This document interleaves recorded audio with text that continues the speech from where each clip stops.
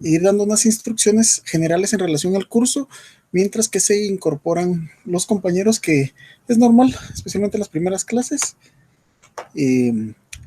Mientras que se hace el procedimiento, a veces no se utiliza el correo, que es situaciones de este tipo. Sin embargo, ya vemos bastante ágil la incorporación de los compañeros.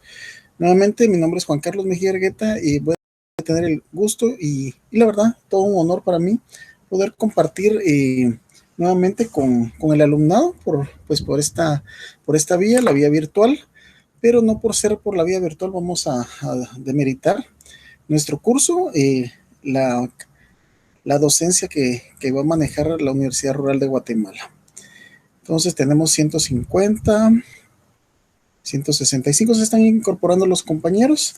Bueno, tenemos para el curso de Derecho Procesal Civil 2, un curso bastante interesante. Fíjense que es increíble, es increíble. Bien, yo tengo los recuerdos de la catedrática que me dio el curso y la verdad es que una didáctica muy buena, muy bonita. Logró cimentar en mí el manejo de este curso, y con esas herramientas he tenido la oportunidad de saludarla en Torre de Tribunales aquí en la ciudad de Guatemala, y la verdad es que una didáctica muy bonita. Ojalá logre yo me voy a esforzar por tener yo esa didáctica para lograr motivar el manejo de esta clase. Fíjense que yo sé que el horario es así medio, digámoslo que medio pesadito. No sé si algunas personas están acostumbradas a almorzar ya tarde los sábados. Yo sí no. Mis tiempos de comida los hago bastante temprano. Entonces, es un poquito pesada, pero realmente les quiero comentar. El curso de Derecho Procesal Civil, al aprenderlo ustedes, al manejarlo, y eso es lo que voy a querer, porque es un curso procesal, tienen que aprender ustedes a llevarlo a la práctica. ¿Y llevarlo a la práctica para qué? Recordemos que ustedes están estudiando Derecho, estamos estudiando Derecho, y es una ciencia que sirve para manejar normas, principios y doctrinas, ¿verdad? Que eso es lo que hace un abogado, un jurisconsulto, lo aprende a manejarlas en beneficio de resolver problemas en la sociedad. Entonces, la mayoría de ustedes, asumo yo que están en séptimo semestre. De esta cuenta es importante de que sepan de que en cualquier momento, si no es que ya les han llegado, en cualquier momento llegará algún vecino, familiar, primo, amigo o cualquier compañero de otra carrera, le dice: mira, vos que estás estudiando Derecho, tú que estás estudiando Derecho, usted que está estudiando Derecho, y fíjese que yo tengo, y ahí empiezan los problemitas, ¿verdad? El clásico, fíjese que la dama que se separó de su pareja, tienen 1 o 2 hijos, él se inició una nueva relación y ahora no me da ni un centavo, no tengo cómo pagar el alquiler, ¿verdad? Entonces estamos ante los casos más comunes, y muchas veces pues solo se toma el curso así como que la intención es ganarlo, pero realmente no esperen ustedes a tener su título para empezar a aplicarlo. Se puede ayudar ya a muchas personas, y de eso se va a tratar este curso, de ver ese tipo de situaciones, cómo se solucionan, qué es lo que hay que hacer. Y lo principal, pues, que en un momento determinado vamos a poner acá casos reales, casos que se están dilucidando actualmente en los juzgados, con la finalidad de que lo hagamos un tanto más práctico. Llevamos 5 minutos. Dentro de esto, pues vamos a poner en este momento pues va a ser un video motivacional. Es mi intención, ¿verdad? En primer lugar, que estemos, independientemente que estén cómodos, solo espero que no sean más cómodos, no se pongan más cómodos a tal punto que les dé sueño. Por favor, el único mecanismo de comunicación para nuestro curso es el correo fg058@urrural.edu.gt. Repito, mecanismo de comunicación para con su servidor, el correo fg058@urrural.edu.gt, en donde ustedes pueden ir planteando sus preguntas. Hago la observación de una vez que en beneficio del tiempo, para poderlos atender bien sus dudas, consultas, situaciones que ustedes hagan por la vía del correo, yo voy a subir en una nube y voy a dar el acceso general en la próxima clase para que ustedes puedan tener acceso a las diapositivas, porque es algo que todo alumno desea tener.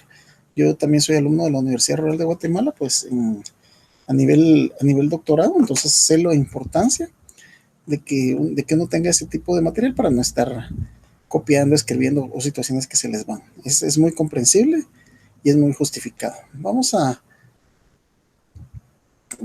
iniciar con un pequeño video. La mayoría tal vez ya lo vieron, y si no, es mi intención transmitirles que la persona que está aquí del otro lado, al igual que la universidad, eh, sabe que muchos de ustedes pues están atravesando algún tipo de dificultades para poder estar el día de hoy acá.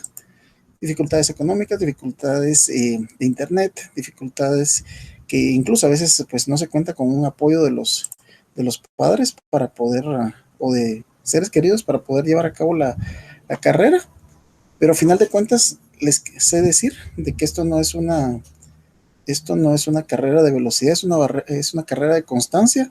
Algunos compañeros, porque algunos se han comunicado conmigo, me dicen, yo ya no puedo, no tengo el dinero, no tengo esto, y lógicamente que sin dinero es complicado, pero si hay compañeros que todavía están dudando, o peor, aquellos que todavía dicen, no, es que así no se aprende nada, que se metan. Los tiempos no están para estar perdiendo el tiempo. Les dejo este video y lo vamos a comentar mientras que se incorporan los compañeros. Yo creo que vamos a estabilizando la cantidad.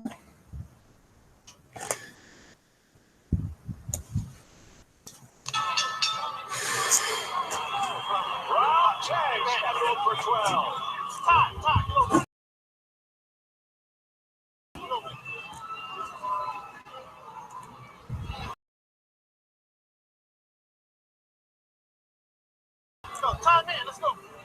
Tony Weeks checking the tape on the left glove of Castillo, the touch glove, and here we go again. Tony Weeks CWBO unification lightweight title fight.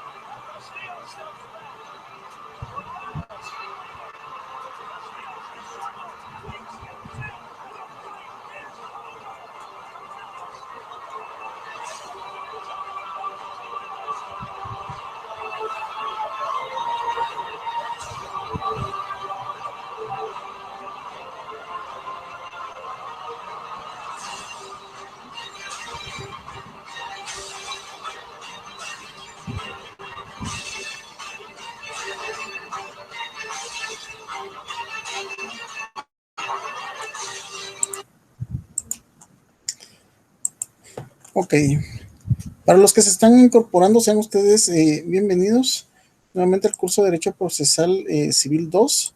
Vamos a... estábamos dando un tiempo de pauta y para los que lograron ver lo que se colocó en pantalla, simplemente es una motivación. Estudiar, seguir una carrera, e incluso hoy en día no es algo tan fácil, no se trata solo de llegar, incluye a veces más recursos, necesita a veces más dedicación, necesita a veces silencio, comprensión de la familia o las personas. Entonces, para aquella madre soltera que está un tanto desmotivada, para aquel caballero que no sabe si estudiar o mantener a su familia o ayudar a su familia, para todo aquel, pues vaya la motivación de que vale la pena porque lo que me gusta, entre muchas cosas de ese video en particular, es que último dice, ahora ya todos creen en ti, porque en su momento pues el alumno has visto, está estudiando, pero un montón que estudian derecho, hay tanto abogado que hay, así le dicen a uno, pero créanme que para esta bendita profesión, gracias a Dios, siempre hay bastante campo, bastante, les recuerdo que ustedes, y Dios mediante, dentro de poco ustedes van a recibir 3 títulos, licenciado en Ciencias Jurídicas y Sociales, abogados y notarios, y cada uno de estos 3 títulos se pueden explotar, y cada uno por una forma, en campos diferentes. Y gracias a Dios, yo como abogado litigante particular, y aparte de tener alguna asesoría por ahí, pues tengo la gran bendición de poder dar clases y compartir lo poco que sé. Tengo la bendición de ejercer la abogacía dentro de lo que es el litigio, principalmente penal y otras ramas del derecho, y también el notariado. Entonces, los 3 títulos permiten poder desempeñar una carrera para darse una vida digna, ¿verdad? Entonces, mis estimados, sean ustedes bienvenidos al curso de Derecho Procesal Civil 2. Ya tenemos aproximadamente 310, ya es un número donde podemos empezar a hablar. Ok, para empezar, vamos a partir del hecho de qué es lo que vamos a necesitar para nuestra clase. Por favor, les quiero suplicar, en curso de Derecho Procesal Civil 2, debemos de tener siempre a la mano nuestro Código Procesal Civil y Mercantil, Decreto Ley 107. Y vamos a empezar ahí. Porque todos los demás se llaman decreto y este se llama decreto ley. ¿Qué es un decreto ley? Vamos a partir de ahí. Fíjense que tenemos 2 decretos ley, ambos de la época del general Peralta Zurdia, de los 60s. En esta época, pues, como fue un gobierno de facto, entonces así se le denomina.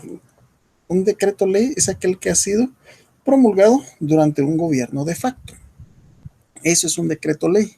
Por eso es que tenemos el decreto ley 106, Código Civil, decreto ley 107, Código Procesal Civil y Mercantil. Ambos de esa misma época, en donde podemos observar que, si bien es cierto, ya hay cierta terminología, incluso algunos procedimientos que vale la pena actualizarlos, sin embargo, es muy ordenado, muy atinado. Hay cosas que hay que actualizar, y de hecho hay cosas que se han actualizado. Ejemplo, actualizaciones que se han tenido, hablando del decreto ley 106, de las últimas que recuerdo, cuando se incorporó la prueba de ácido desoxirribonucleico en relación a la prueba de paternidad, el tema de tildar los nombres, que no afecta o no varía, la edad para contraer matrimonio para las mujeres. Más anterior a eso, había algo que decía que cuando se separa el matrimonio, pues el hombre está obligado a dar la pensión, mientras que la mujer observe buena conducta. Fue declarado inconstitucional, no se especificaba a qué se refiere esa buena conducta, lo cual deja que la señora, hasta que no vuelva a contraer matrimonio, pues se le ha de pasar pensión. Esos son del Código Civil, los que logro recordar. Entonces se han ido actualizando a situaciones, por un lado, actualizaciones de tendencias tecnológicas, que es normal, y también de tendencias, esa modernización de darle a la dama, a las mujeres, al género femenino, pues su lugar en relación a esto. Tenemos 30 330 compañeros conectados, bienvenidos los que se están incorporando. Derecho Procesal Civil 2, perdón, o los que fueron puntuales, perdón por estar repitiendo, pero vamos a ir reduciendo este tiempo para irlo aprovechando más. Ok. Objetivo de clase.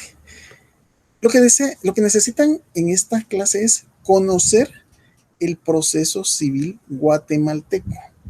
¿Por qué? Porque hay un proceso civil que se maneja en los diferentes países, pero ahorita lo que nos interesa es el guatemalteco, igual en cada uno de los procesos. Vamos a conocerlo, vamos a dilucidarlo y de qué forma o qué es lo que nos va a servir para poder conocer bien este proceso. Para eso vamos a tener que conocer bien nuestra ley, nuestro Código Procesal Civil y Mercantil, Decreto Ley 106. A continuación voy a dar algunas recomendaciones que considera acaso servidor que les van a servir para poder llevar y entender de mejor manera este curso. Vamos a partir del hecho de conocer nuestro código. Esto es algo que no solo es o debe ser propio de este curso. Realmente es muy recomendable todos, pero en esto se da más para ello. Ustedes deben de saber responder las siguientes preguntas en relación a su código. ¿Cómo está la organización?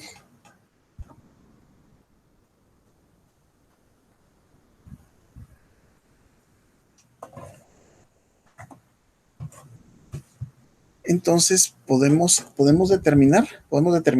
En primer lugar, ¿cómo está? En primer lugar, el Código Procesal Civil y Mercantil está contenido en el Decreto Ley 107. Eso ya hablamos que es un decreto ley. Segundo, tenemos que ver en nuestro código, en el Decreto Ley número 107, cómo está regulado o organizado. Nuestro código tiene 6 libros. Y estos 6 libros se recomienda que tengan su respectivo separador. Y veamos que el primero es el que tiene las disposiciones generales. Libro primero. Vamos con el libro segundo. Es el que tiene los procesos de conocimiento. Y vamos a ver cuáles son los diferentes procesos. Tenemos el libro tercero, procesos de ejecución. Tenemos el libro cuarto, procesos especiales. Libro quinto, alternativas comunes a todos los procesos. Y libro sexto, impugnaciones a las resoluciones judiciales. Esos separadores deben de tenerse bien claros. Eso les va a ayudar a manejar mejor su código. Y otra pregunta, ¿cuántos artículos tiene su código? Aunado a esto, por eso les digo, es muy importante que conozcan bien su código. En la medida que lo conozcan, que tengan estos separadores, se van a dar cuenta que va a ser mucho más fácil y no estar con aquella locura, porque no necesariamente nos vamos a ir en orden. No es así como un librito que uno se va llevando, sino que empezamos con algunos artículos al principio, luego nos brincamos al libro sexto, luego regresamos al libro tercero, porque así es hace referencia a algunas figuras. Entonces, vamos a empezar ya con lo que es el derecho procesal civil. Como todo derecho, asumo que ustedes son de séptimo semestre, pues si estuvieron en la clase de la mañana de Derecho Procesal Constitucional, pero vamos a hacer el repaso. Tenemos que partir diciendo qué es el derecho, qué es un derecho procesal y en este caso qué es el derecho procesal civil. El derecho, como les decía, en palabras sencillas, es un conjunto de normas, principios y doctrinas que lo que nos ayuda o que nos sirven para regular la conducta del ser humano en sociedad, y de tal forma se va a poder manejar o controlar la conducta de los seres humanos para que estén en sociedad. Y si alguien se sale de las normas de ese contrato social, pues es la ley, es a través de la jurisdicción que se le va a recuperar o a encaminar nuevamente a la conducta correcta, haciéndolas resarciendo a quien haya sido dañado para que todo siga de forma normal. Entonces, mientras que el derecho procesal es aquel que, como su nombre lo dice, es un conjunto de normas, principios y doctrinas que regulan los procedimientos. Derecho procesal o adjetivo, ¿verdad? Y sabemos que el derecho sustantivo propiamente no lo dan las normas. Es decir, nosotros ya asumo que ustedes ya han de haber llevado sus 4 o 5 civiles, entonces agarraron del libro 1 al libro 5, desde de la persona de la familia hasta el derecho de obligaciones contenido en el libro 5. Ese es el derecho sustantivo, pero ahora corresponde ver el derecho procesal o derecho adjetivo, como se llama, el cual está contenido en el derecho procesal civil y mercantil, decreto ley 107. Estando entendido esto, pues pasamos a ver pequeñas definiciones de cómo se maneja el derecho procesal civil.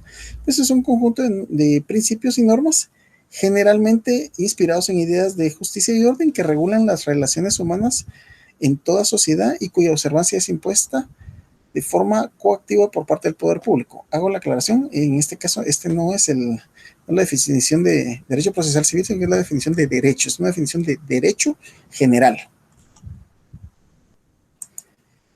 Con respecto al derecho procesal, así de sencillo, es un conjunto de normas que regulan el proceso judicial. Eso es lo que regula requisitos, desarrollo y efectos del proceso. Eso es lo que estudia el derecho procesal, porque les he de recordar que acá es donde tenemos que poner en práctica el conocimiento de teoría general del proceso. Diferencia entre proceso, diferencia entre procedimiento. Derecho procesal es una rama del derecho público. Ok, aquí lo está haciendo en términos generales, pero realmente el derecho procesal puede ser aplicado para el derecho privado o al derecho público, que incluye al conjunto de actos mediante el que se constituye, desarrolla y determina la relación jurídica que establece el juzgador, las partes y demás personas intervinientes.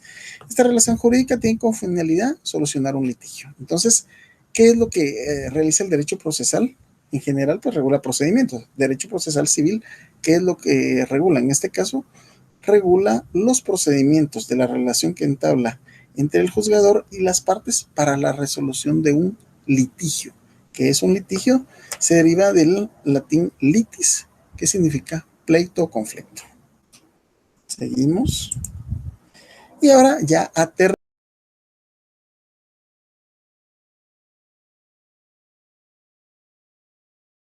pleito o conflicto. Seguimos. Y ahora ya aterrizando a lo que es derecho procesal civil, que es la definición más aceptada, por utilizar un término, de la rama de la ciencia jurídica que estudia naturaleza, desenvolvimiento y eficacia del conjunto de relaciones que denominan o que constituyen lo que es el proceso civil. Repito, naturaleza, desenvolvimiento y eficacia de lo que es el proceso civil. Entonces, bien, antes de entrar a lo que es jurisdicción, y por eso es bastante importante que tengamos a la mano, yo ya les dije, el Código Procesal Civil y Mercantil, tengamos a la mano el Código Civil también, por favor, y la ley del organismo judicial.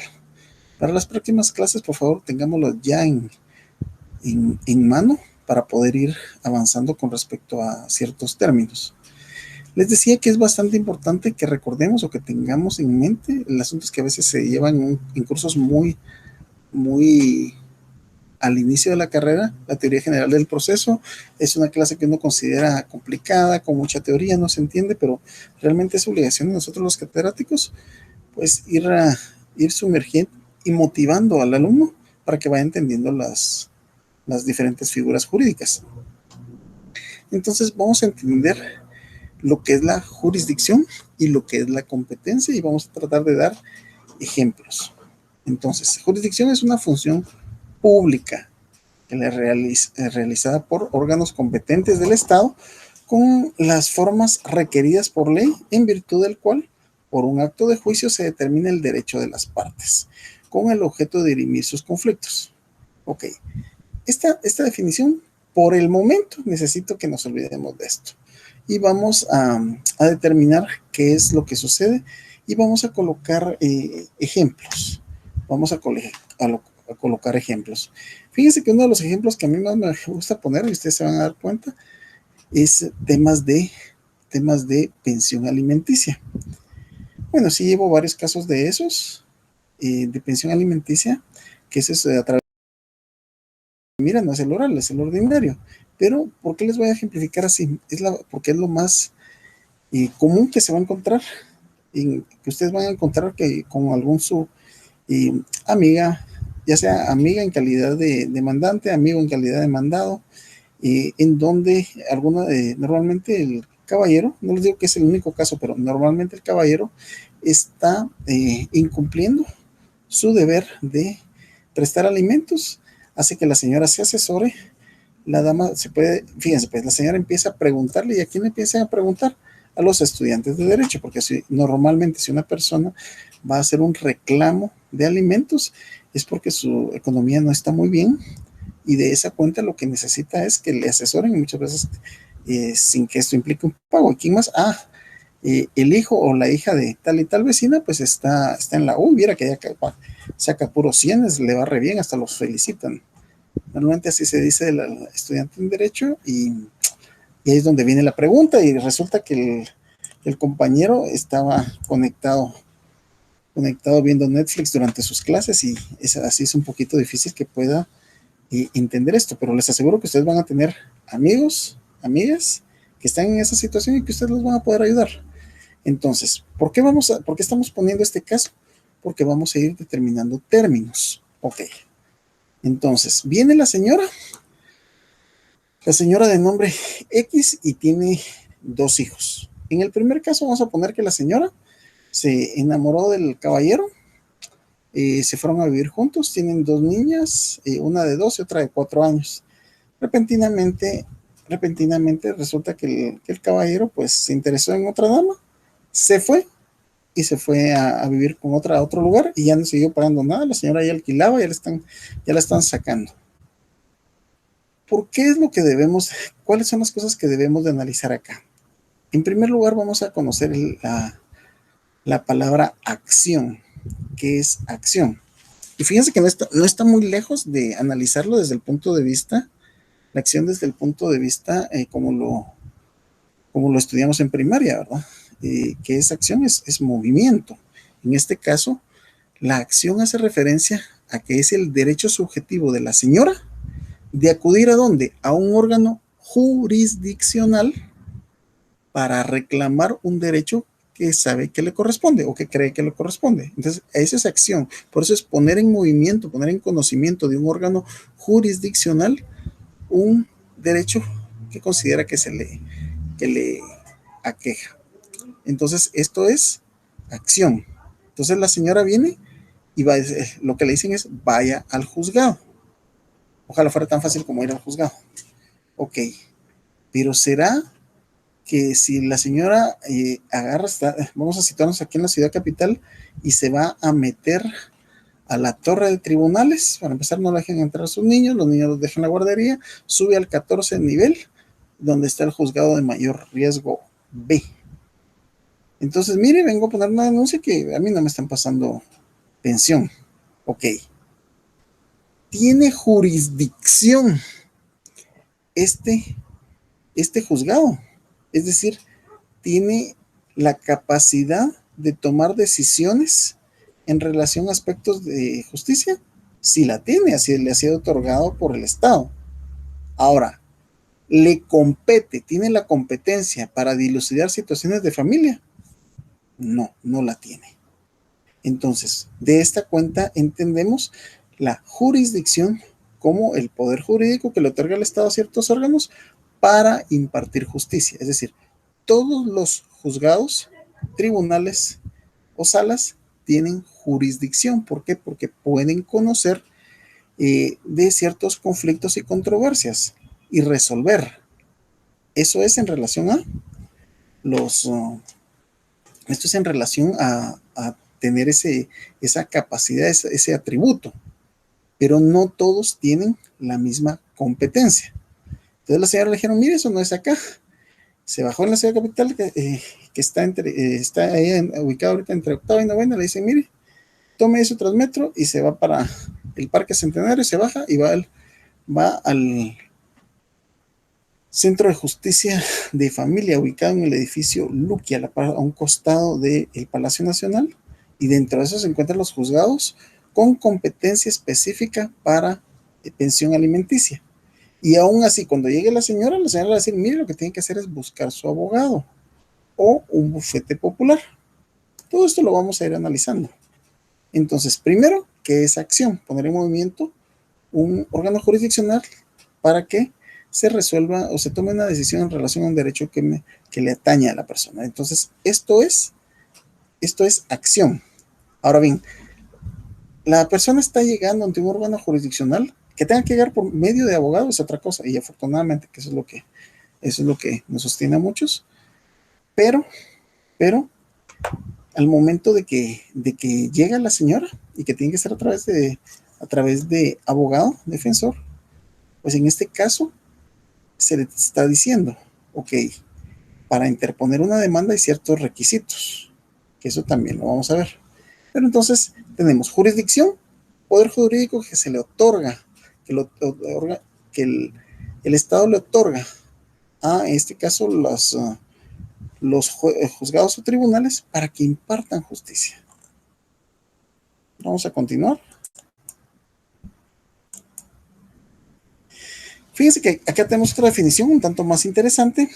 Consiste en la potestad que posee el Estado. ¿Se recuerda que les he dicho? Es el Estado el que da esa potestad en su conjunto para poder solucionar los conflictos de los particulares por medio de la imposición de la ley y el derecho. Esta potestad se la da a un órgano estatal, que en este caso es el órgano judicial. Y este órgano judicial, el organismo judicial, tiene a través de sus tres órganos, ejecutivo, legislativo y judicial, pero en este caso es el judicial el que le corresponde eso.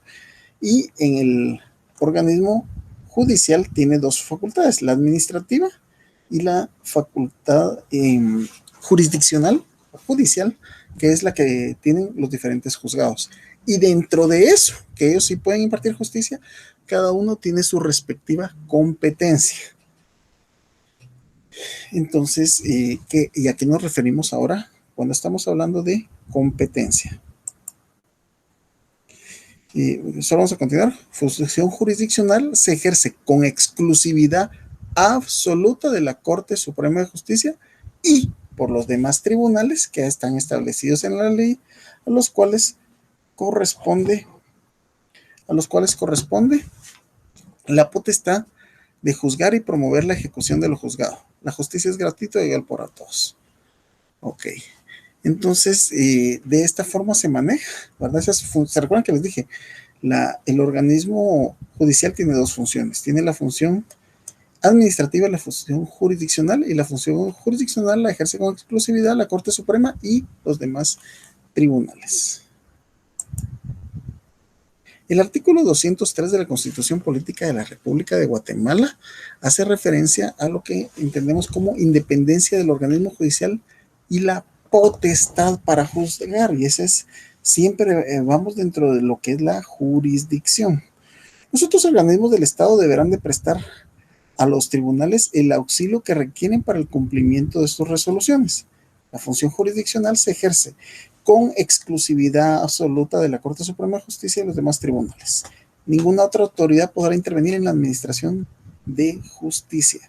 Fíjense que de esta cuenta es que muchas veces cuando les preguntan al presidente con relación a lo que ha estado aconteciendo con el abogado Minor Moto, y muchas veces le preguntan al presidente de la República, pero también es el presidente del Ejecutivo o el presidente legislativo, en relación a esto, y la mayoría de veces responden, ¿verdad? No tengo por qué opinar de otro organismo bajo esa independencia de poderes, ya bajo esa como son de séptimo y sé que también están recibiendo constitucional, ¿verdad? Bajo ese esquema que nos puso el Barón de Montesquieu en el espíritu de las leyes, división de poderes en ejecutivo, legislativo y judicial, pues trabajan en coordinación, pero ninguno se mete con lo del otro, supuestamente. Entonces, ahí podemos observar a lo que nos referimos con la jurisdicción.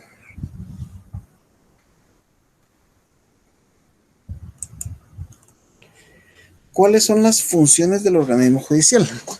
Para cumplir objetivos, el organismo judicial no está sujeto a subordinación alguna de ningún organismo o autoridad, solo la Constitución Política de la República y sus leyes. Tienen funciones jurisdiccionales y administrativas. Estas son las dos funciones que tiene el organismo judicial, las que deberá desempeñarse en total independencia de cualquier otra autoridad. La vez pasada hubo un caso en donde se supone, todo está en supuestos porque la gente está bajo el manto de la presunción de inocencia, donde un juez fue citado supuestamente por una magistrada para solicitarle favores a favor de su hijo, que estaba entablando un proceso penal. Sin embargo, en este caso, pues fue denunciada ella por el mismo juez y todavía se está no obstante estando libre, ¿verdad? Pero ya una vez tuvo que guardar prisión y está siendo sindicada. O sea, es delicado. ¿Por qué? Porque no se puede influir. Esto es obstaculización a la averiguación de la verdad, obstaculización del sistema. Las funciones jurisdiccionales del organismo judicial corresponden fundamentalmente a la Corte Suprema de Justicia. Ahora sí vamos con lo que es la competencia. Bien. La atribución de jurisdicción a un órgano no es por sí solo bastante para que este órgano conozca de una pretensión determinada y respecto de ella actúe el derecho objetivo. Es preciso además una norma que le atribuya el conocimiento de esa pretensión en concreto. ¿Qué es lo que quiere decir esto? Es decir, por un lado, sabemos que el órgano jurisdiccional tiene ese poder de decisión que ha sido investido por el Estado. Sin embargo, eso no quiere decir que puede mandar y ordenar bajo cualquier ámbito, tiene que tener su ámbito particular. Por eso les decía, y me voy a referir a los lugares más cercanos o los que manejo, ¿verdad? Ciudad Capital de Guatemala, les mencioné que está el Centro de Justicia de Familia, que se encuentra en el edificio Luqui, sobre la Sexta Avenida, zona 1, contiguo al Palacio Nacional. Pero entonces esa es la competencia de todo lo que es familia, y dentro de que es familia, cada uno de los pisos tiene su competencia, por eso se llama juzgado de primera instancia de familia con competencia específica hay unos con competencia específica para celebrar divorcios, otro con competencia específica para pensiones alimenticias, y así hay varios temas ahí. Eso es la competencia, porque son los órganos que deben de velar únicamente por esos temas. Ahora bien, ¿qué pasa si aquí en Guatemala, en la jurisdicción de Guatemala, se tienen conflictos de tipo laboral? ¿Dónde se dilucidan? Estos se dilucidan en el Centro de Justicia Laboral, sobre los próceres. Entonces, ahí es el lugar, porque esa es la competencia de ellos. Y de igual forma, ahora bien, la competencia se puede ver desde varios puntos de vista. Entonces, ¿qué pasa si una persona tiene dificultades de tipo alimentos aquí en la ciudad capital? Pues el órgano competente es el Centro de Justicia de Familia, que les estoy indicando de allá. Pero ¿qué pasa si esto es en Villanueva? Entonces ahí cambia la competencia. ¿Por qué cambia la competencia en el caso que les estoy colocando? Cambia la competencia porque es en relación del territorio. ¿Dónde está ubicada la situación? Está ubicada en Villanueva. Entonces sabemos que ahí por Catalina, es una colonia antes de la subida de Villalobos, se encuentra un juzgado de familia, que es el que tiene que velar por eso.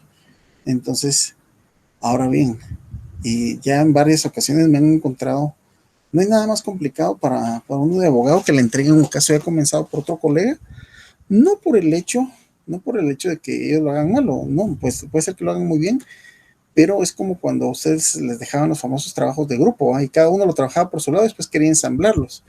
Unos trabajaron con una letra, otros trabajaron con un formato, otro se dedicó a esto, el otro, eso es un chismol, es un relajo. Eso es medio poniéndose de acuerdo. Ahora si solo le hacen entrega a uno de un expediente, algo que ha visto otro colega, es bien complicado. En general no me gusta tomar casos así avanzados, pero siempre se tienen que hacer. Y ya en varias ocasiones me han entregado casos que están en segunda instancia, es decir, le tienen las salas. Están los juzgados, como lo dice la ley, juzgados menores, juzgados de instancia, y ya podemos ver el tema de las apelaciones. A eso nos referimos con la competencia. Por un lado, la jurisdicción, y por otro lado, la competencia. De igual forma, vale la pena que analicemos y que tengan muy en claro que no es lo mismo jurisdicción que jurisprudencia.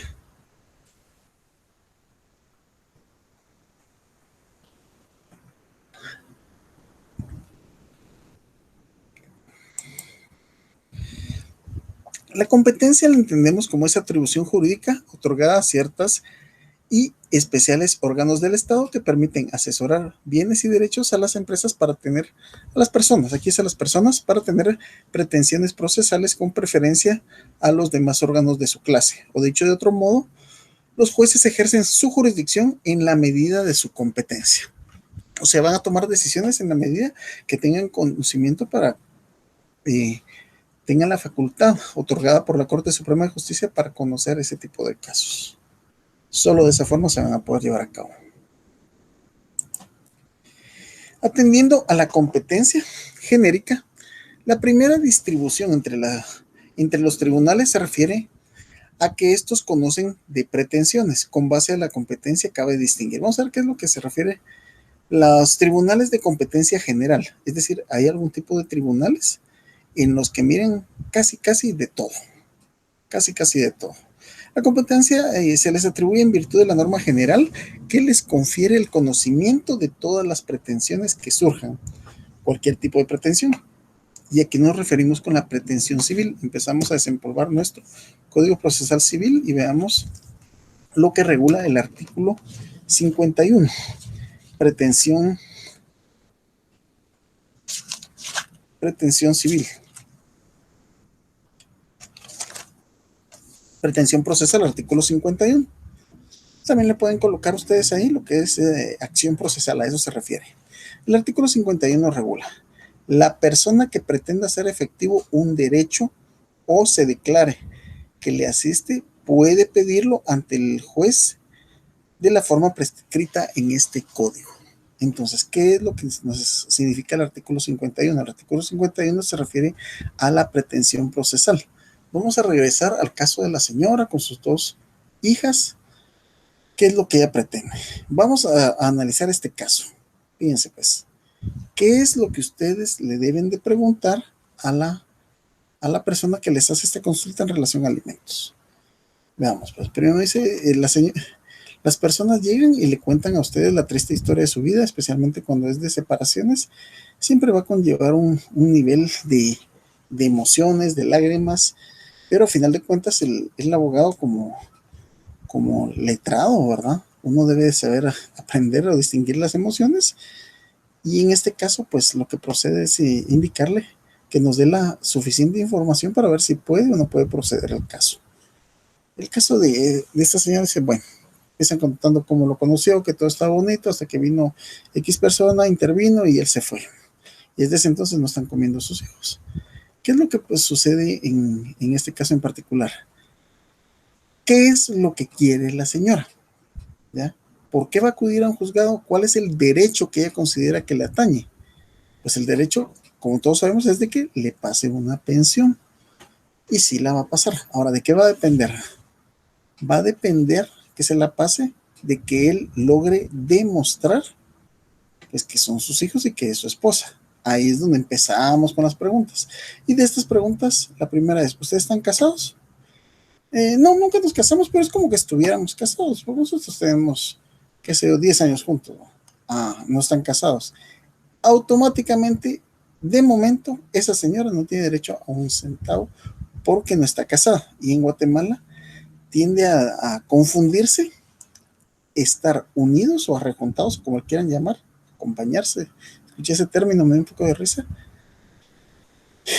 Es diferente que tener una relación de hecho a tener una relación de derecho por medio de un matrimonio o cuando están unidos. Recordemos que cuando las personas están unidas, la gente le denomina estar unidos y lo confunde con la figura de la unión de hecho del Código Civil.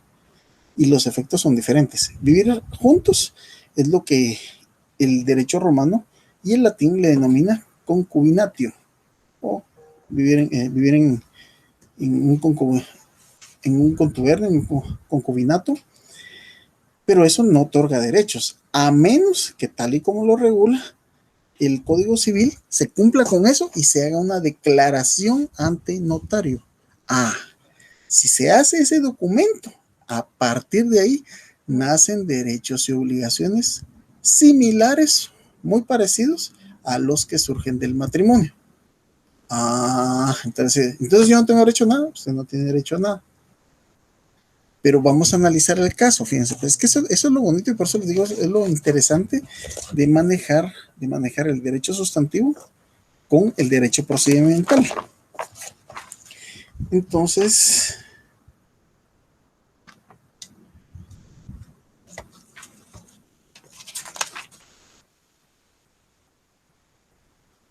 si me permite.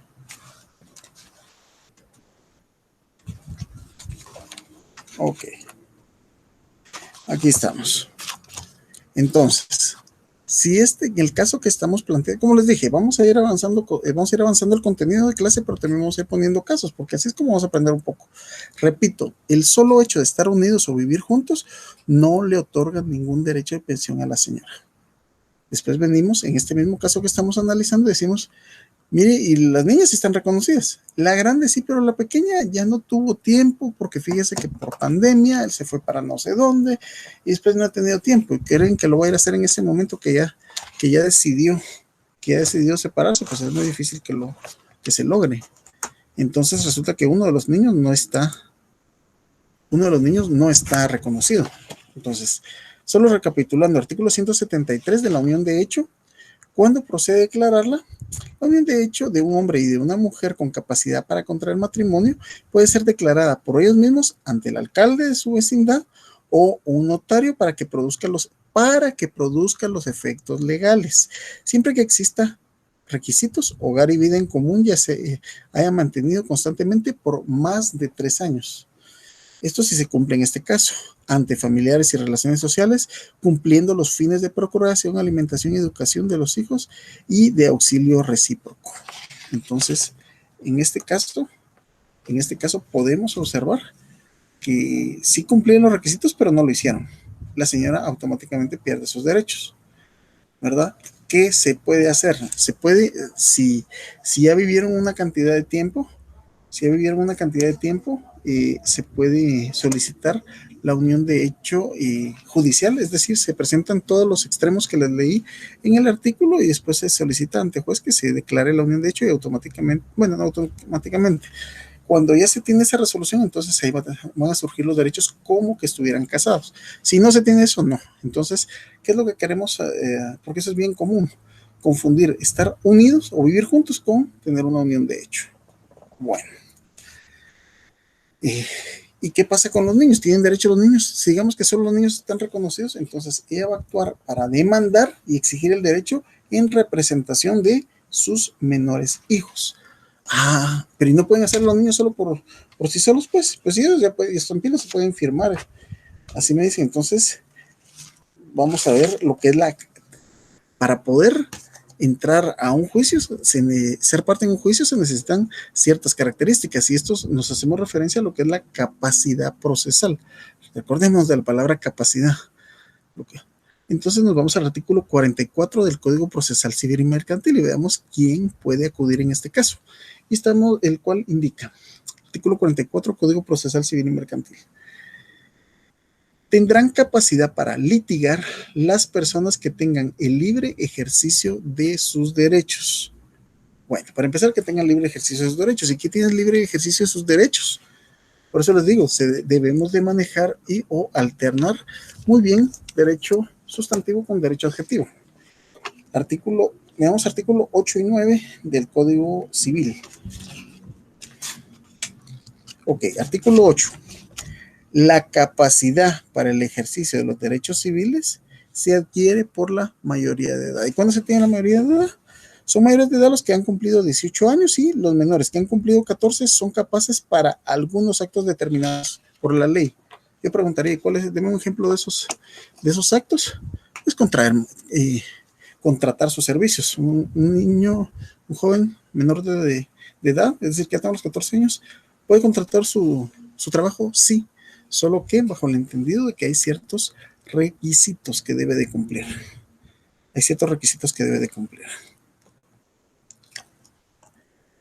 Entonces, siguiendo con la capacidad procesal, la persona que no tenga libre ejercicio de sus derechos no podrá actuar en juicio sino representadas, asistidas, autorizadas conforme a las normas que regulen su capacidad. ¿Y quién regula la capacidad de un menor de edad? Pues lo ejerce a través de su padre o madre. Y con respecto a eso, vemos lo que nos indica la incapacidad, artículo 9. Los mayores de edad que adolecen de enfermedad mental que los priva de discernimiento deben ser declarados en estado de interdicción. Pueden asimismo ser declarados las personas que por el abuso de bebidas alcohólicos o estupefacientes se exponen ellas mismas o exponen a sus familiares a perjuicios económicos. Y así nos vamos con lo que es el artículo 9, sobre lo que es la capacidad. Ahora bien, ¿cómo se divide o clasifica la competencia? Esto ya está diciendo. Es en relación a la materia, es en relación a la cuantía, es en relación al grado y es en relación a el territorio.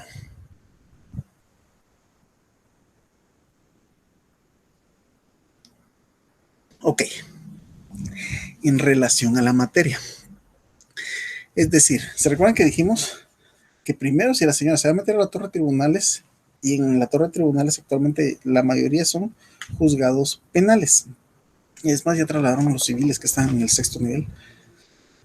De esta cuenta, ella no la van a aceptar ahí, porque sí, tiene la capacidad, la potestad para tomar decisiones el juez, pero no tiene la competencia para conocer casos de familia. Entonces la señora la van a retirar. Y podemos ver que puede ser civil, mercantil, laboral, penal y o constitucional, y cada una de las especialidades que hay, que son un montón. La cuantía en relación a la cantidad de dinero, es decir, el valor jurídico o económico de la relación u objeto litigioso en relación a qué se determina la cantidad que se debe. El grado, aquí estamos viendo primera y segunda instancia. ¿Qué se refiere a la instancia o grado jurisdiccional atendida la estructura jerárquica, atendiendo a la estructura jerárquica de los sistemas judiciales, en que puede ser conocido un asunto? Puede ser única, primera o segunda instancia. Con lo del grado vamos a chequear lo siguiente.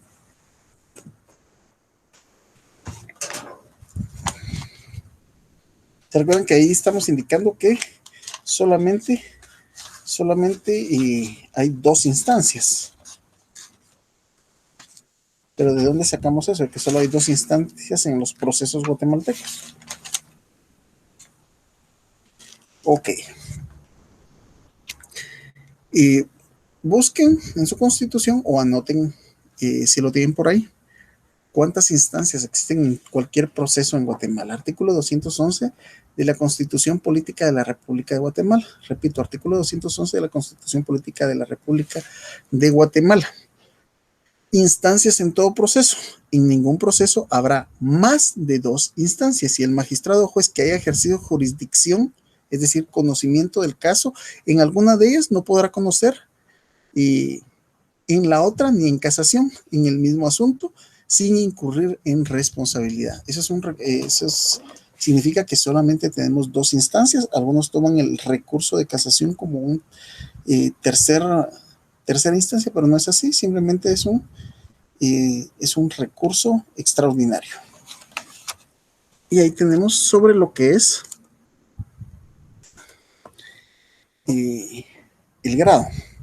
Ahora con respecto al territorio, es decir, el lugar físico donde se encuentran los sujetos u objeto de la controversia o donde se produjo el hecho que motiva el juicio. ¿Dónde está? Y con respecto a eso, hay ciertas reglas de la competencia, y si vamos a esto, lo voy a anotar yo, lo que les voy a decir a continuación. No se me asusten, pero realmente es necesario. O sea, no podemos estudiar derecho procesal civil y mercantil. Yo sí les quiero suplicar, tomando en cuenta que, ay Dios, en primer lugar, no lo tomen como una tarea, tómenlo como algo que les va a facilitar mucho el estudio de esta rama del derecho, que es muy interesante, pero hagan sus anotaciones. Por ejemplo, se recuerdan que les decía, tienen que conocer su código, y dentro de su código tienen que saber que está contenido en el decreto ley 107. Ya dijimos por qué se llama decreto ley. Si alguno se quedó atrás con eso, pues comuníquese con sus compañeros que se conectaron temprano. Y dentro de esto podemos hacer el análisis del Código Procesal Civil y Mercantil, estableciendo que tiene 6 libros, cuáles son los libros que tiene y otra situación. Tienen que analizar cuánto es, tienen que analizar ustedes con respecto a su Código Procesal Civil y Mercantil, cuántos artículos tiene, cuántos libros tiene y qué leyes tienen al final. Algunos tienen al final la ley de arbitraje, y por eso esa ley no se vende en individual, siempre está adherida a la última parte de su código. Búsquenlo ahorita porque tienen que saber qué leyes hay al final de su libro, de su código, perdón. Entonces podemos ver que tienen normalmente el decreto 15-71, que es la ley de arraigo. Tienen normalmente los decretos sobre la cuantía, el artículo 2-2006 y 37-2006. Normalmente los tiene al final.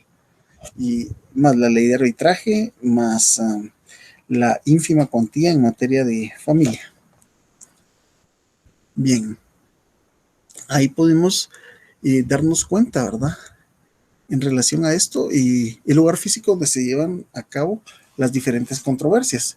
Hay casos que es un tanto complicado determinar, sí. Pero mire, es que yo estoy en medio de 2 jurisdicciones, ¿verdad? Eso pues ya es otra situación que tampoco es que sean muy comunes. Vamos a continuar.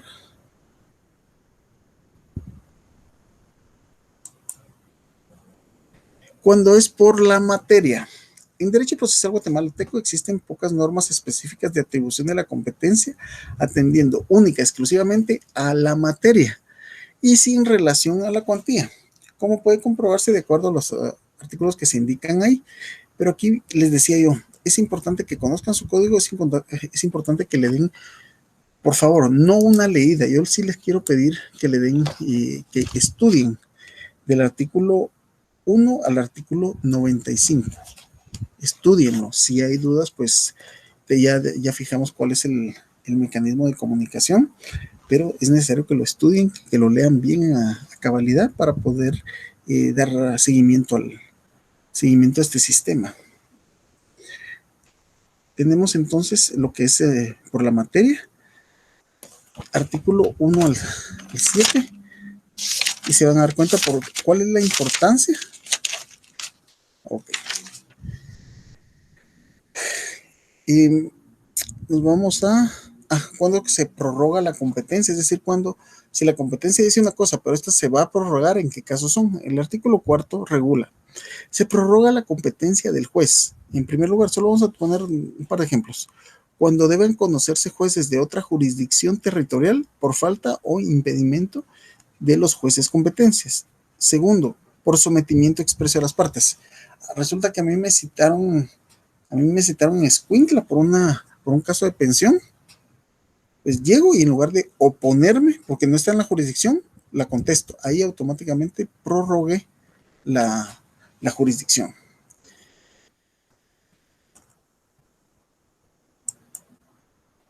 Por la cuantía.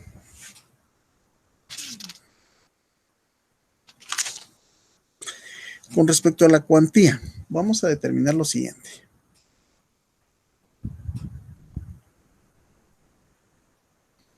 Con ese criterio se parte de la idea de que los asuntos de menor cuantía son menos complejos y por ello pueden atribuirse a los jueces menores o de paz, mientras que el mayor valor de un asunto hace aumentar la dificultad y por eso se atribuyen a los jueces de primera instancia. Además, en Guatemala se hace entrar en juego un criterio complementario relativo a la actividad económica de los distintos lugares de la República, de modo que la cuantía límite de la competencia entre unos jueces y otros no es siempre la misma.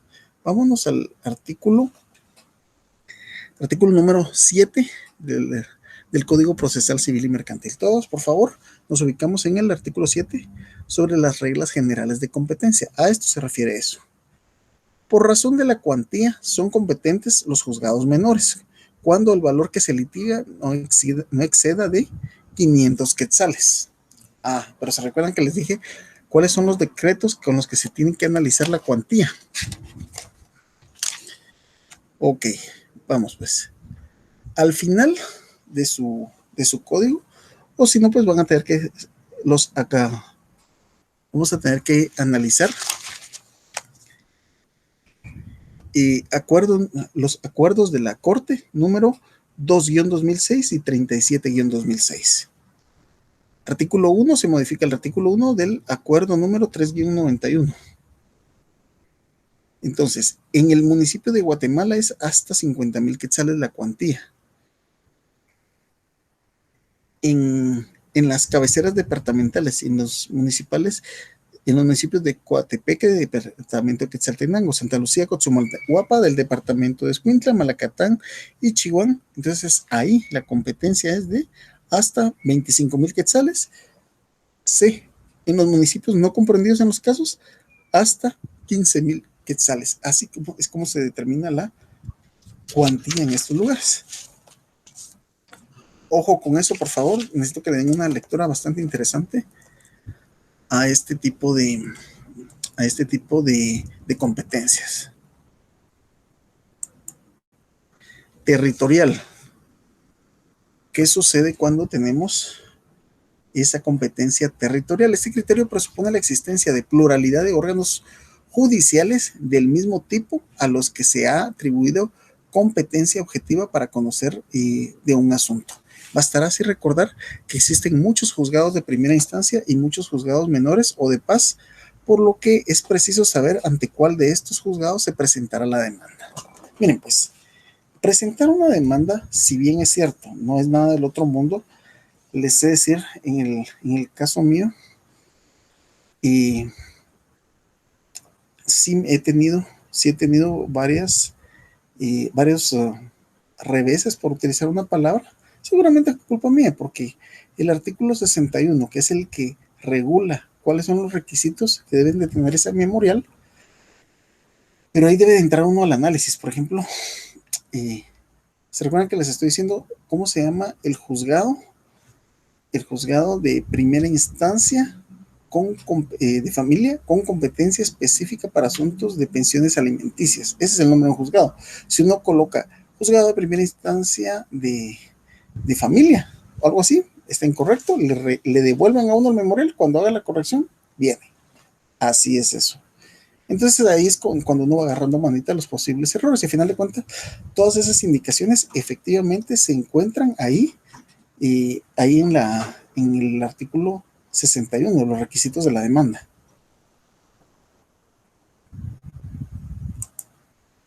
Excepciones. Aquí ya estamos pasando a situaciones propias del proceso, como que estamos dando una situación así muy generalizada de lo que son algunas generalidades del proceso. Las excepciones. ¿Qué son las excepciones? Las excepciones son aquellos mecanismos de defensa que le otorga a quién, que le otorga, que se le otorgan a la parte demandada. Sin embargo, en la realidad, ambas partes pueden presentar excepciones.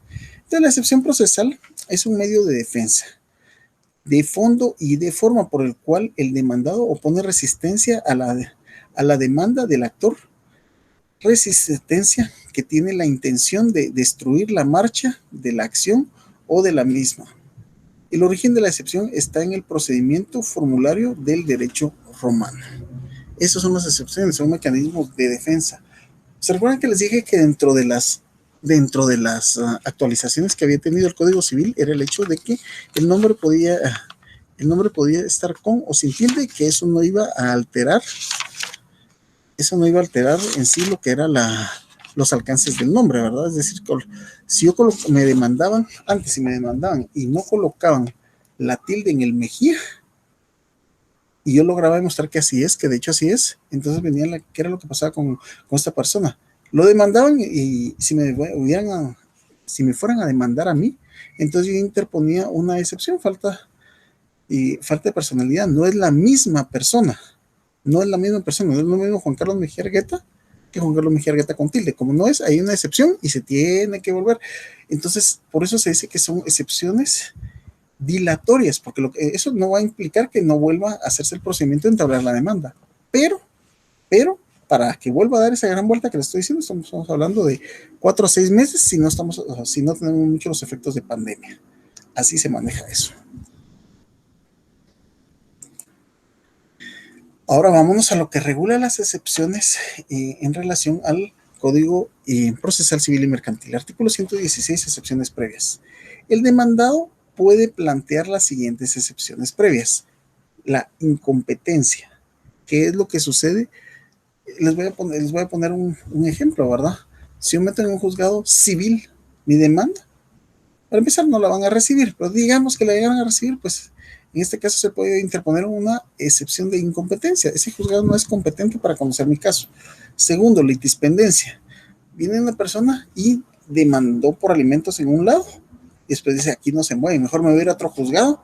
Entonces, pero eso ya queda en el sistema. Ahí se está determinando que hay un litigio pendiente, por eso se llama litispendencia. Litis, pleito, pendencia dependiente, litispendencia.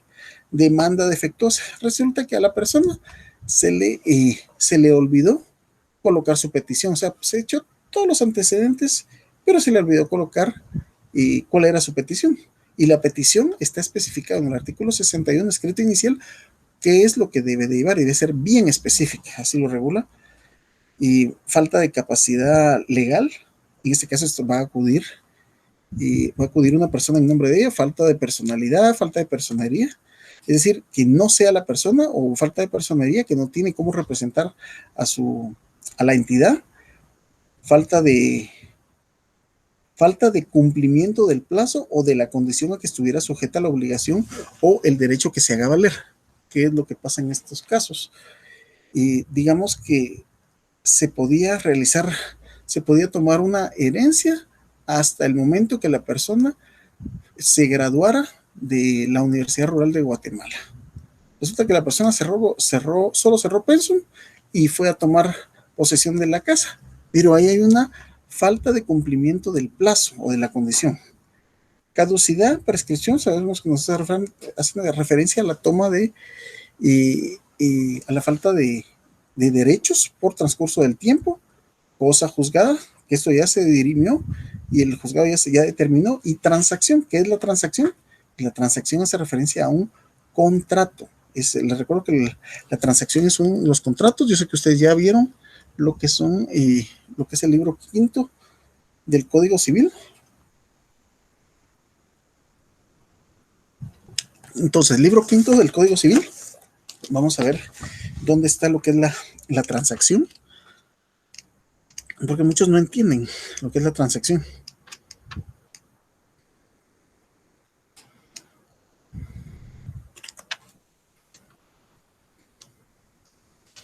Artículo 2151.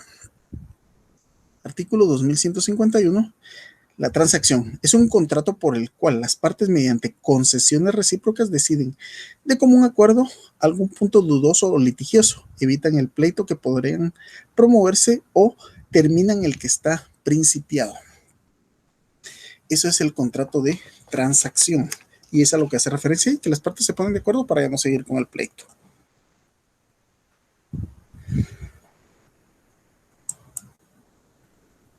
Propiamente lo que son las excepciones previas son aquellas facultades legales que tiene el demandado. La doctrina le da únicamente al demandado estas capacidades, pero pueden ser de las dos partes, durante un litigio que permite la puesta en marcha del debido proceso. En términos generales, el demandado en medio de un proceso judicial puede proponer excepciones previas en el término de traslado de la demanda.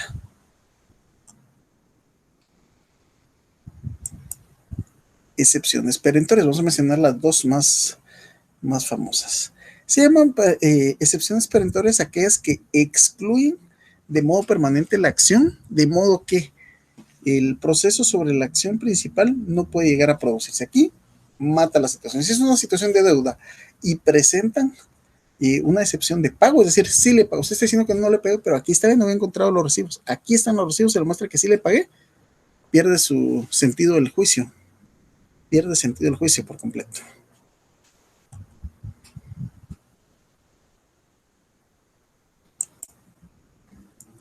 El artículo 233, Código Procesal Civil y Mercantil, contestación de la demanda.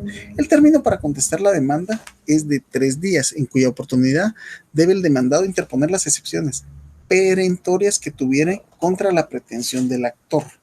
Las excepciones nacidas después de la contestación de la demanda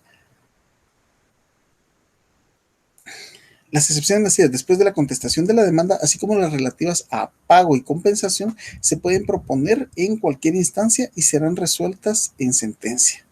Esas son las excepciones perentorias y este dato nos lo estamos sacando de el Código Procesal Civil y Mercantil. Ok, vamos a lo que es el personal tribunalicio, pero antes de eso vamos a regresar un poquito a lo que son las excepciones y el caso. Fíjense que quiero aprovechar unos minutos porque esto siempre tengo muchas consultas de este tema. No cabe duda que en Guatemala hay mucho problema de irresponsabilidad por falta de pensión alimenticia.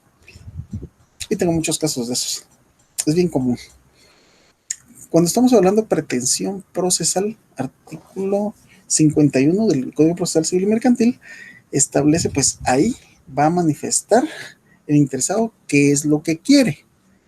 ¿Qué es lo que quiere? Acabo de llegar a mi audiencia conciliatoria en Zacapa, y dentro de eso, pues una actitud muy atinada de la juzgadora, pues que tenemos que resolver. Teníamos que ver cómo se determinaba, y ahí en esa conciliación, por así decirlo, sí, la persona no llevaba nada para ofrecer, o sea, lo que quería era pleito. Afortunadamente, traje muy buen sabor de boca que la juez permitió que si llegáramos a un acuerdo, ¿verdad?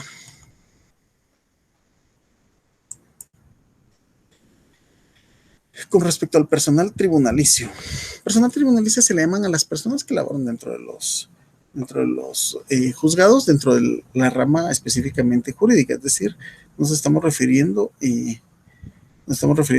al secretario, secretaria, a los oficiales y al comisario notificador. Reglamento General de Tribunales con respecto a los jueces menores, artículo 49. Los jueces menores tendrán en sus respectivos juzgados las mismas atribuciones que este reglamento confiere a los de primera instancia en cuanto les sean aplicables. A eso nos estamos refiriendo acá con lo que es personal tribunalicio. Les dije que les iba a tocar un poquito los casos de pensiones alimenticias. Vienen las personas, a veces llegan a la oficina y me dicen, mire, yo ¿cómo le puedo hacer para meter preso a mi expareja? Ah, caray, ¿por qué? ¿Qué hizo? Es que fíjese que él se fue hace 2 meses y ella sé que está viviendo con la fulanita y no me pasa nada, entonces yo quiero que lo metan preso. Ok, pero no es así de fácil. Por eso vamos a dar un par de explicaciones. En primer lugar, una pregunta de doctrina, que yo sé que se la saben, se la tienen que saber. ¿Cómo se clasifican los procesos en el ámbito civil o en el ámbito procesal civil? Los procesos se clasifican en 3: procesos de conocimiento o de cognitio, que es lo mismo, procesos de ejecución y procesos cautelares. Repito la pregunta, ¿cómo se clasifican los procesos? Los procesos se clasifican en procesos de conocimiento, procesos de ejecución y procesos cautelares. Ok, juicios de conocimiento o procesos de conocimiento son aquellos en donde se va a declarar el derecho de una de las partes. Ejemplo, juicio oral de pensión alimenticia. En un juicio oral siempre hay una parte de conciliación que difícilmente se logran poner de acuerdo. Les gusta que esté el juez de por medio para poder llegar a alguna conciliación. En este caso, se va a declarar el derecho del niño al que tiene que recibir una pensión por parte de su padre. Y se recuerdan que eran 2 niñas. Y si está casada, también tiene derecho a ella. Entonces, un ejemplo, ahorita me acaban de conceder una por 900 quetzales para 2 niños y la señora. 900 quetzales no es mucho, pero cuando el juez me autorizó eso, pues le hice la pregunta, bueno, mire, ¿y cuánto es lo que le da?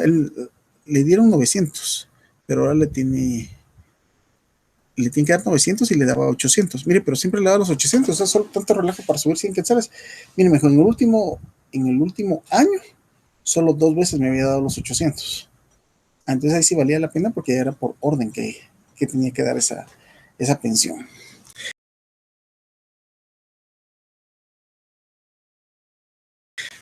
Son, son,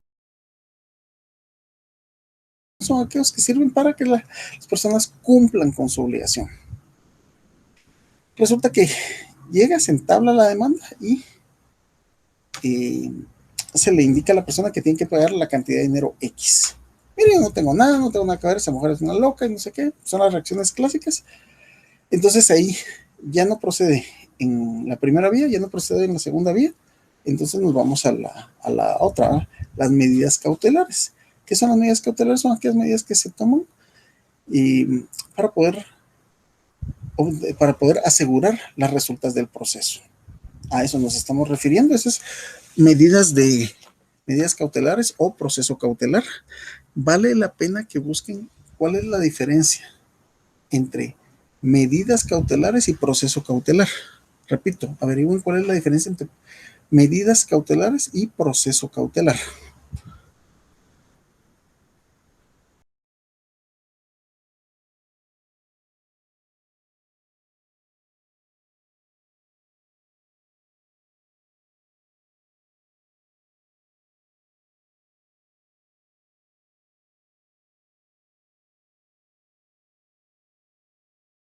Medidas cautelares o proceso cautelar. Vale la pena que busquen cuál es la diferencia entre medidas cautelares y proceso cautelar. Repito, averigüen cuál es la diferencia entre medidas cautelares y proceso cautelar.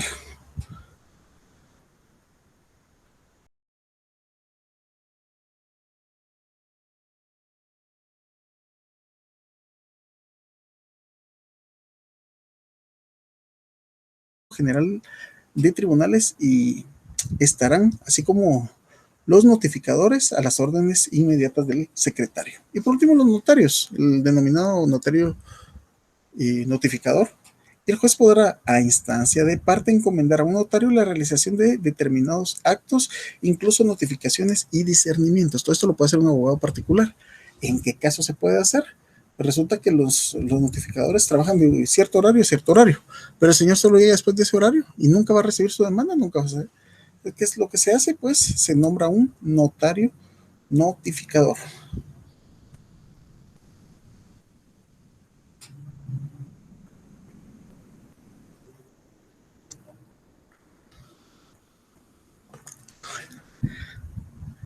Repitiendo, les recuerdo, mis estimados, que solo hay una forma, un mecanismo de comunicación. Solamente tenemos un mecanismo de comunicación que es a través del correo fg058@urrural.edu.gt. Repito, el correo para comunicarse, para plantear dudas, es fg058@urrural.edu.gt.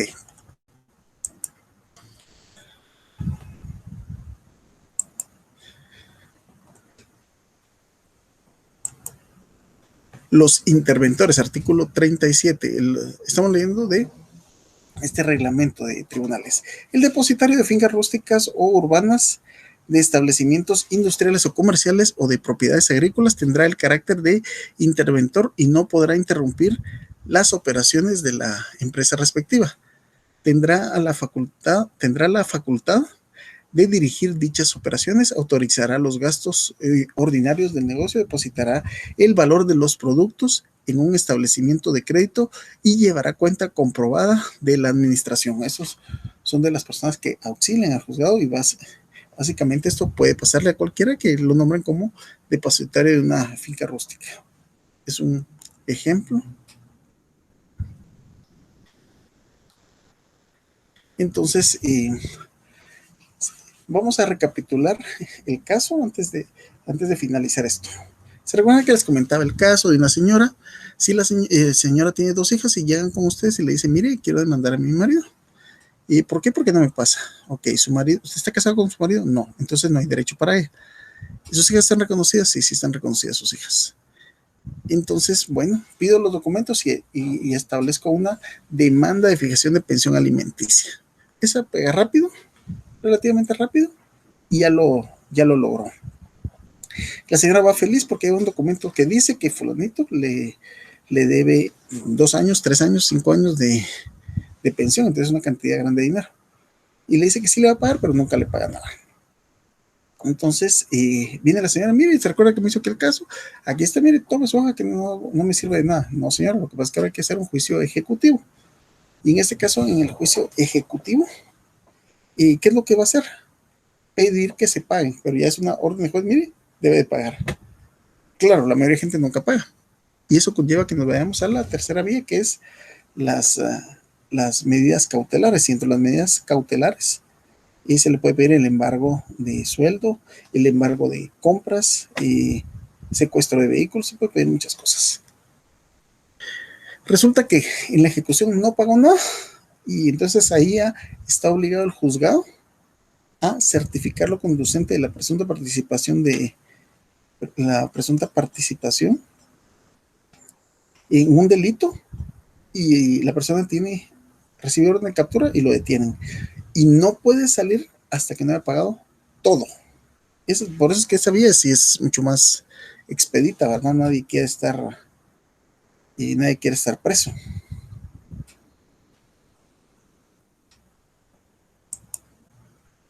Dentro de lo que son las preguntas de estudio, podemos ver las 5.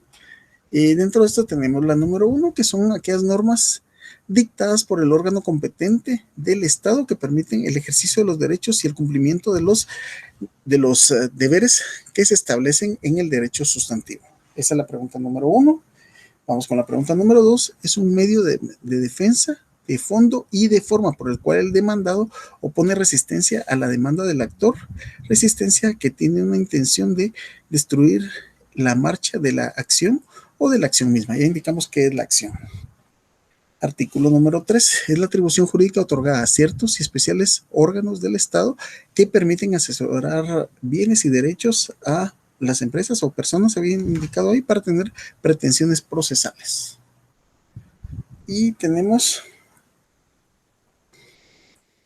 es la potestad dimanante de la soberanía del Estado ejercida exclusivamente por jueces y tribunales independientes de realizar el derecho en el caso concreto, juzgando de modo irrevocable y proponiendo la ejecución de lo juzgado. Tenemos la número 5. Son aquellas excepciones que incluyen de modo permanente la acción, de modo que el proceso sobre la acción principal no pueda llegar a producirse. Mis estimados, estas son las preguntas y no resta más que agradecer su interesante participación. Bueno, no me refiero a su participación, es haberse conectado. Al momento tenemos 345 personas conectadas, es una cantidad considerable.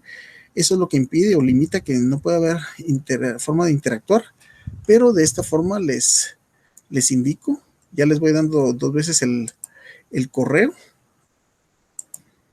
Entonces en el correo, por favor, fg058@urrural.edu.gt. A ese correo me pueden hacer llegar las dudas, los comentarios. También les hice ver que por favor las diapositivas, y yo les voy a enviar un link, entonces ustedes pueden ingresar ahí y las obtienen, porque estar respondiendo 175 correos pidiéndome lo mismo, dejémoslo un poco tedioso, sino que le baja el desempeño en relación a poder atender los correos de dudas o incluso de sugerencias.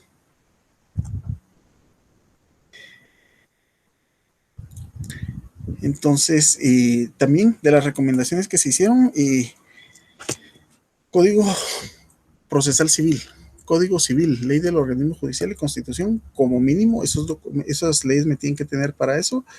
Y hay un libro magnético que anda circulando por ahí, que es el de Montero Aroca y Mauro Chacón. Muy interesante el libro, si pueden obtenerlo sería bueno. No estoy mandando a comprarlo, solo les estoy diciendo de que son libros fáciles de adquirir que nos van a servir mucho en el transcurso de esta clase. En sí un libro se obtiene de muchas partes y por favor échenle todas las ganas del caso y háganme las observaciones. Ustedes ya saben que es a través del correo. Con mucho gusto los vamos a atender. Si tienen algún tipo de material, estoy abierto. Realmente acá la intención de esto es que todos nos integremos y participen. Bien, mis estimados, no queda, ahora sí, no queremos quedar. Muchas gracias. Mi nombre es Juan Carlos Mejía Argueta. Quedo con el correo institucional a la orden, esperando podernos ver la próxima semana. Ha sido un gusto y feliz tarde.